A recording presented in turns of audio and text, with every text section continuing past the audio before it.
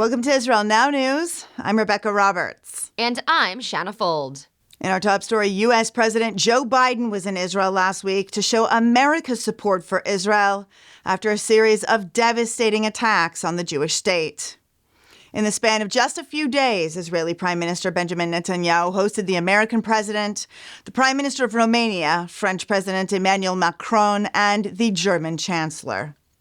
In advance of his visit, President Biden sent U.S. Secretary of State Anthony Blinken to Israel twice to meet with Israeli leaders. Blinken announced the president's visit from the United States Embassy in Tel Aviv, calling it a critical moment for Israel, for the region, and the rest of the world. President Biden dispatched Blinken to Saudi Arabia, where he met with Crown Prince Mohammed bin Salman and requested the Saudi leader's support in pressuring Hamas to release the upwards of 199 hostages held by the terror group. U.S. Secretary of Defense Lloyd Austin says that Hamas is worse than ISIS. The Pentagon chief told Israeli Prime Minister Benjamin Netanyahu that as the commander of CENTCOM, he put the campaign against ISIS together. He says that the atrocities carried out by Hamas are worse than what he saw with the Islamic State. The Palestinian Authority continues to pay millions of dollars in monthly stipends to the families of Palestinian terrorists, including the Hamas operatives who infiltrated Israel on October 7th. According to Palestinian Media Watch, an Arabic language watchdog organization, the PA will shell out over $2.8 million this month to the families of the Hamas terrorists who killed more than 1,400 Israelis. PMW said that not only has the Palestinian Authority expressed support for the Hamas terror attacks, it is inciting further violence by paying the families of the murderers.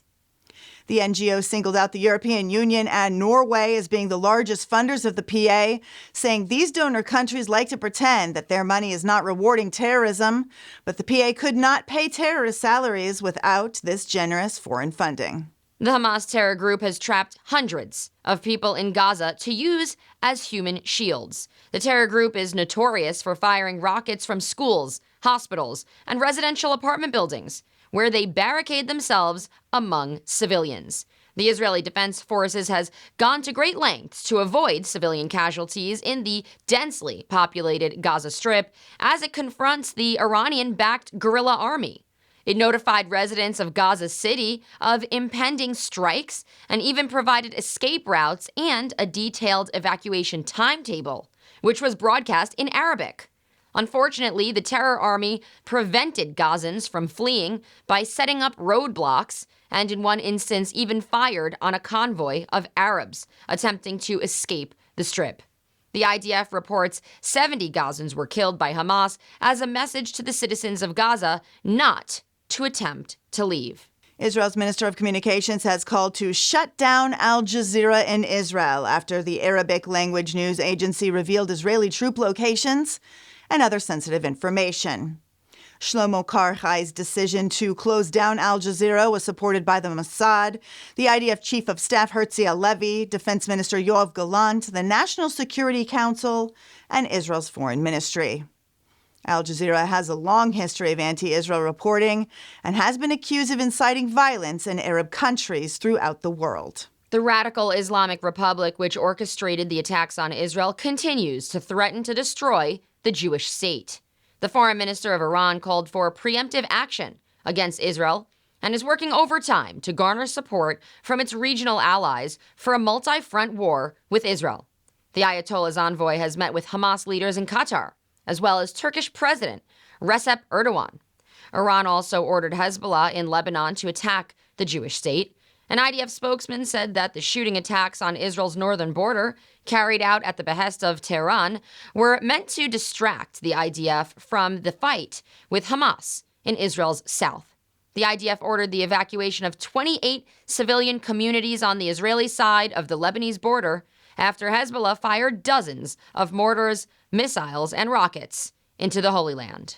The Israeli Defense Forces has confirmed that the Hamas terror group is holding at least 199 hostages in Gaza.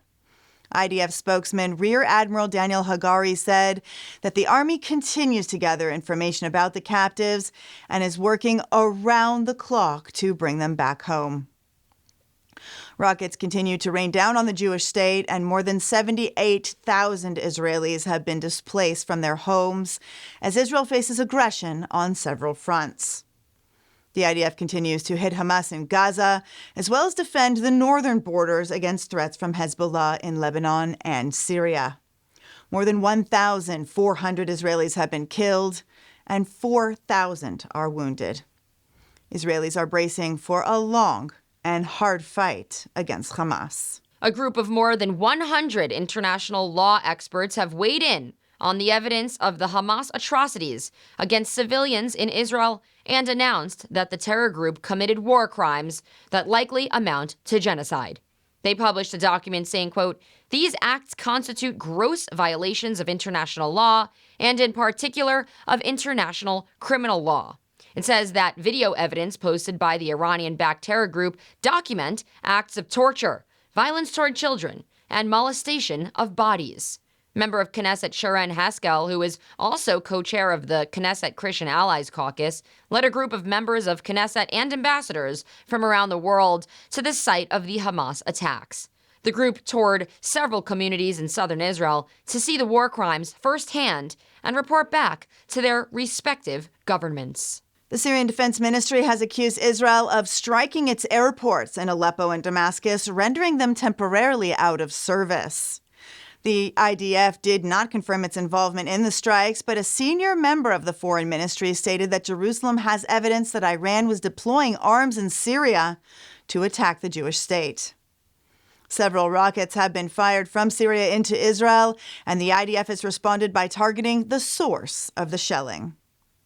Jerusalem has accused the Syrian army of assisting Hezbollah and has repeatedly stated that it will not allow Iranian entrenchment on its borders. Israel's foreign minister issued a scathing criticism of the Vatican's statement of concern for the Arabs in Gaza, while seeming to ignore the victims of the Hamas attacks on Israel.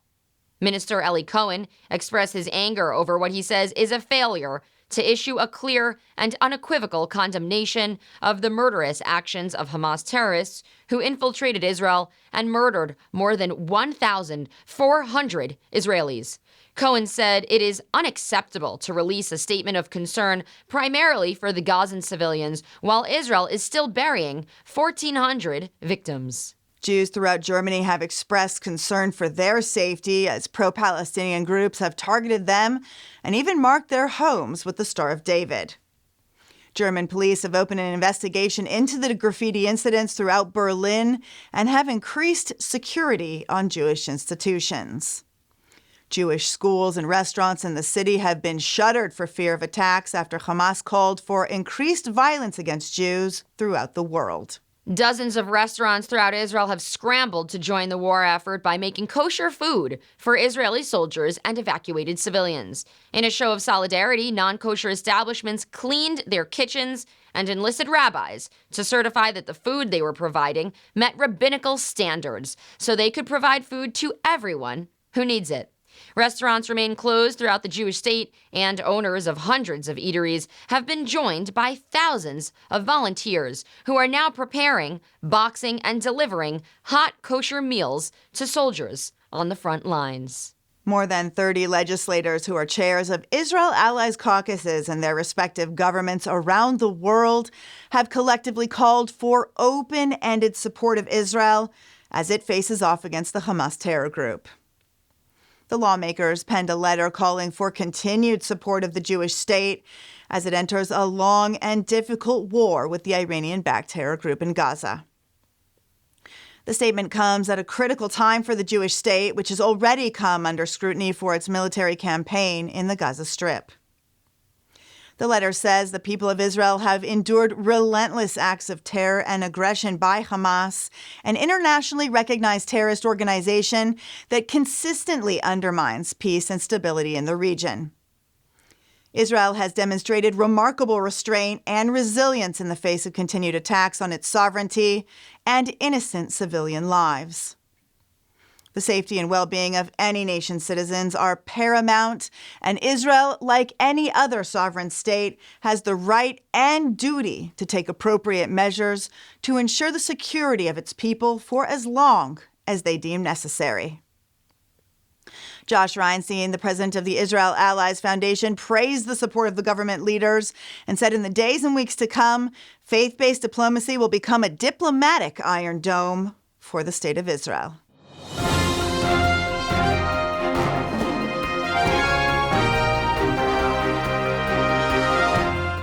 That concludes the news portion of our show. Stay tuned for Ask the Source with Josh Reinstein.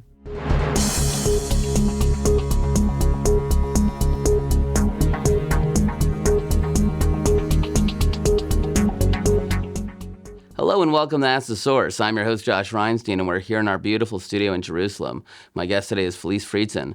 She is the president and CEO of the Media Line. Felice, thank you for being on the show. Pleasure to be here, Josh.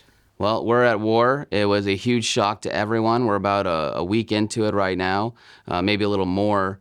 Tell our viewers, how is the Media Line covering this incredible story? It's a very difficult story. It's a sad story. And it's a very, I would say, even deeper in terms of harder to say where do you go to cover what. The journalists aren't even allowed in certain zones because fighting is still going on. There are Hamas terrorists still in communities in Israel. I think when the story airs, it's hard to know how this will totally develop, Josh. I think it's important that the audience understands that news changes momentarily. And that's really something that people have to really recognize as part of the issue. We're looking at it through the lens of what's happening in Israel, through the eyes of what's being said, and on the ground, because we have people there in Gaza, looking at what's about to happen possibly from Lebanon as well, looking at it, too, through the eyes of the countries in the region. We have those countries that partnered with Israel through the Abraham Accords, and we have those who partner and are aligned with Iran. The Media Line is a great resource for us, for news here at Israel Now News, but it's also different from other news sources. Can you talk about what makes it unique? The fact that we don't worry about clickbait. We stand and worry about the context of what's happening. Context is key, and if you're not interviewing sources and multiple sources, then you can't tell a full picture. You don't have all narratives. If Hamas comes out with photos and they're not real, then how are you going to know how to assess that story? If everyone's just running with just what they're seeing on social media, you can't begin to understand the complete picture of what's happening here. Right at the offset of the war, I got a text from a defense minister from abroad who's saying the Israeli intelligence community is basically the prize of intelligence. Everyone in the world looks to Israel for intelligence. How do you explain this intelligence failure? $1 million question. We had a story up already on this. I think that heads are going to fly over it. We don't know what's going to happen in the shakeup of the government under Bibi Netanyahu. We do not know where that will end, but right now nobody is really still talking about that. We're seeing still what's happening in terms of the war, the elements that are still looking at in terms of how this has played out. What's important right now is that we need to understand that I feel personally the country's eyes were elsewhere. They were looking at judicial reforms. They were not concerned the same way they should have been on their porous borders. The fact that there were communities sitting there isolated that had nobody to turn to defend themselves. People were sitting in shelters crying for help with nobody to go to help. That says something very wrong about where the very strong and powerful Israel Defense Force was. Well, all eyes in Israel's on Iran. Everyone knows that this was funded by Iran. Iran has been pushing this through Hezbollah, in the north, through Hamas, obviously, with what just happened. How much of the media is focused on this Iranian connection? I think that time, again, is going to tell how is this playing out. You have players that align themselves with Iran. You might have the United States saying, let's go and give money, which they just did to Iran, which helped to fund what we're seeing. But I think that you need to understand, too, the world is divided in terms of who they support. And the support that comes from the United States is mixed as well, looking at how some of the Republicans, mostly Democrats, are going to respond in terms of, how this has played out. I think that also, when we look at the war at large, you have to have strong defense of Israel in a situation like this as a democracy in the region. And you have to, in the aftermath, assess who was there in defense of one of the democracies in the region. You have Gulf countries that have played vital roles in cutting deals for normalization with the State of Israel. So my question, too, is how are they responding to this? They feel an allegiance to the Palestinians, not necessarily Hamas. And we really do need to make a distinction here that many in the audience don't understand, even though often you see the Palestinian leadership saying, let's build bridges with Gaza and we're one people. And even now we saw President Abbas coming out and not blaming Hamas for what just went down. It's very important to understand the nuance of words here. Who's really saying what and who's aligned with what? Well, I think the Palestinian leader Abbas would be jealous of Hamas. He would have liked to do a terrorist attack of this magnitude. He just went out publicly saying that Jews are responsible for the Holocaust. So I don't think he's losing too much sleep right now. You think that he sees it differently? I think that often we see leaders in a place that Abbas is playing at both sides. I think that he would sit with President Biden and say, sure, I'm okay with normalization with Saudi Arabia as long as I get X, Y, and Z. But to his own people, he has to be the strong leader that he hasn't been, one that they're looking at and saying all these years and nothing's been accomplished.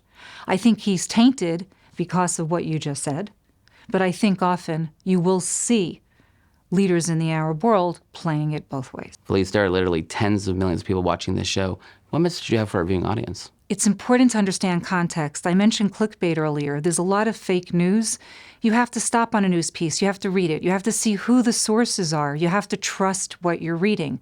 You need to ask questions. And don't ever stop and think you can't write a letter to the editor. The Media Line is a teaching agency, and that's what makes us different. We stand out because we teach young people. We have 17 universities signed for credit. We work with them day and night. They come to Israel. Some of them are doing this program as well online. 3 months where they're getting credit for a program that teaches them how to be a journalist, how to think critically, how to understand that there are many narratives to a story, which is really part of the story.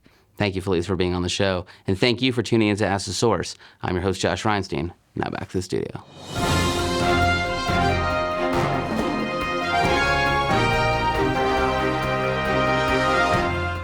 Up next, the truth from Zion.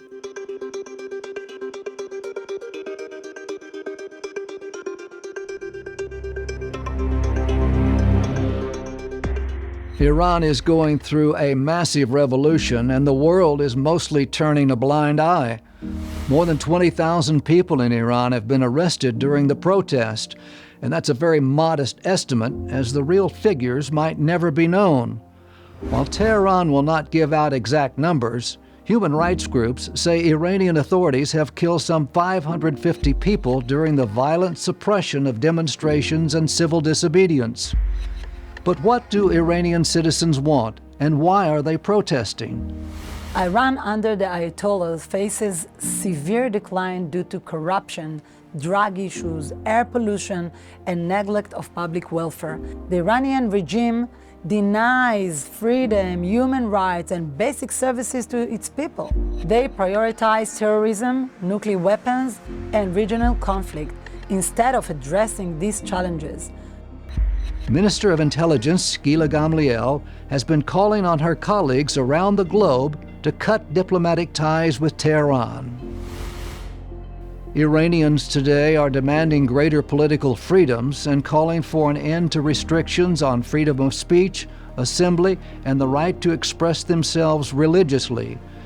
Tensions were already rising when the death of Mahsa Amini set the country on fire. The 22-year-old Kurdish Iranian woman died a few days after being arrested for improperly wearing her hijab, or headscarf, in September of 2022. This moment sparked months of public demonstration. Thousands of women took to the streets to honor her by burning headscarves and cutting their hair for the cameras. Many women outside of Iran also copied this action in a show of support. Thousands of demonstrators, both men and women, were brutally detained at the height of the chaos, and many are still in custody today.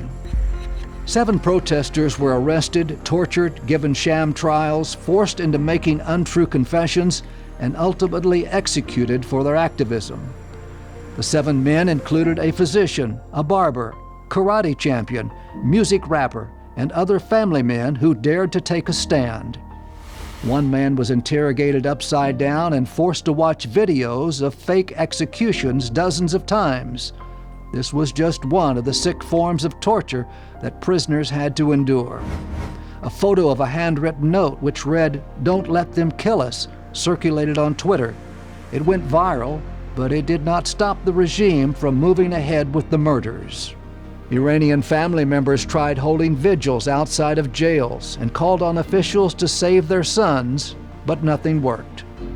Demonstrations exploded in the streets of New York City, London, Berlin, Paris, and Israel. Iranian protesters staged mass rallies in their home cities of Tehran and Isfahan, chanting, "We don't want a government that executes and kills." They even called for the death of the supreme leader, Ayatollah Ali Khamenei, according to videos posted on social media. Global protests are continuing online in the form of art installations and even with music produced by those who wish to show their support for Iranians suffering at the hands of their country's ruthless regime. Iran's young generation is looking for a future that embraces modern values and a global connection. Iranians today need outside support from the international community as the regime hides information, censors social media, denies people the access to their online accounts, and suppresses their voices. The governments of Israel and Iran are enemies and do not have diplomatic relations. Nevertheless, Israeli activists and politicians are showing up to support oppressed Iranians. Permitting Iran at the same time to speak about big Satan America, to finance terror against Israel, and openly call for the destruction of Israel. Well, first of all, the West has to link all the agreements they're trying to reach with Iran with the question of human rights, whether it is negotiations about military activity, whether it is trade, whether it is cultural exchange, with clear demands to stop supporting terrorist activity and to start respecting the rights of its own citizens. Protests have died down in Iran, but not because the problems have been solved. It's because the regime has silenced its people with threats and violence. May the world continue hearing their pleas loudly until the Iranian leadership is replaced.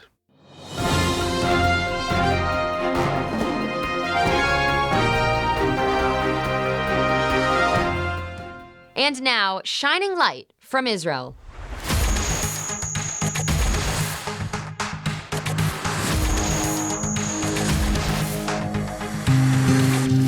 In Israel's most northern point, at the very tip of the Hula Valley, is one of Israel's most important national parks. And in today's episode, we are going to discover the ancient ruins of Tel Dan. There are some great activities to do here at Tel Dan. First of all, it's the perfect place to have your afternoon lunch or barbecue with your group while visiting the north of Israel. But there's also an abundant amount of hiking trails and water, and streams, riverbeds, and springs. And where's all this water coming from? So it originates on the top of Mount Hermon, Israel's tallest mountain, located in the Golan Heights. In the wintertime, it is capped with snow and even boasts a ski resort. Well, in the spring, when all of that snow melts, it seeps through the limestone and pops out as springs here in Tel Dan and another national park just slightly to the east of here known as Banyas.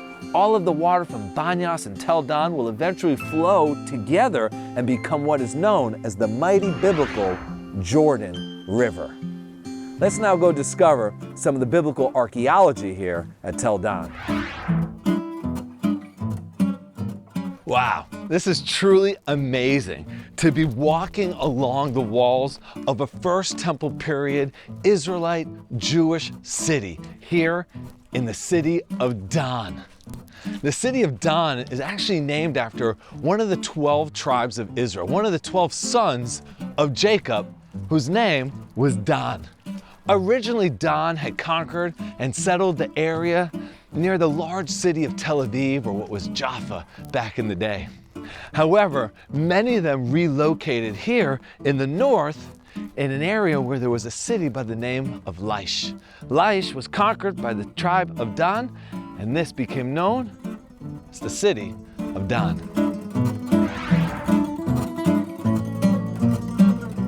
We're now walking through the city gate of ancient Dan. And in times of antiquity, the gate of a city played an important role because it was here that people would negotiate and finalize any type of business dealings that was being done. But not only that, right here, we still have the ancient ruins. These are original, my friends, from the first temple period where the king of Israel would sit. And if people had questions or people need to speak to the king, they would speak to him here at the entrance to the city of Dan.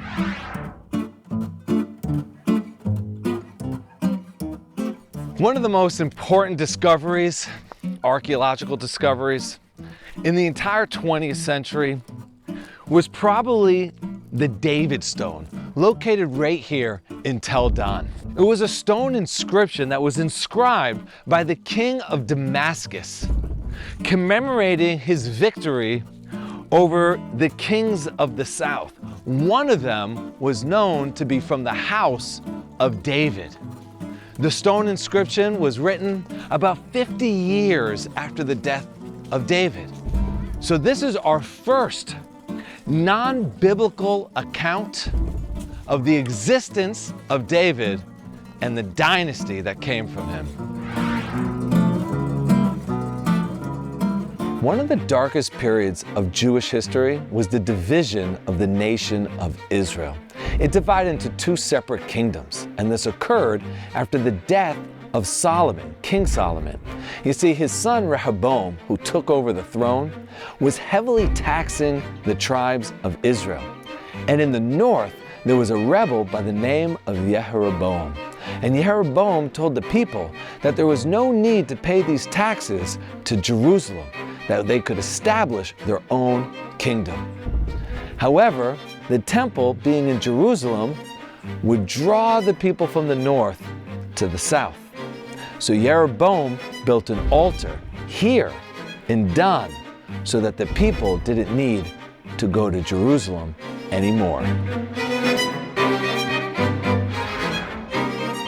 And this here, my friends, is a recreation of the altar that Jeroboam built here at Dan for his subjects not to travel to Jerusalem. Thank you for joining us today as we explored another beautiful place here in the land of Israel. And on your next trip here, make sure to visit this important biblical site in Israel's north, Tel Dan.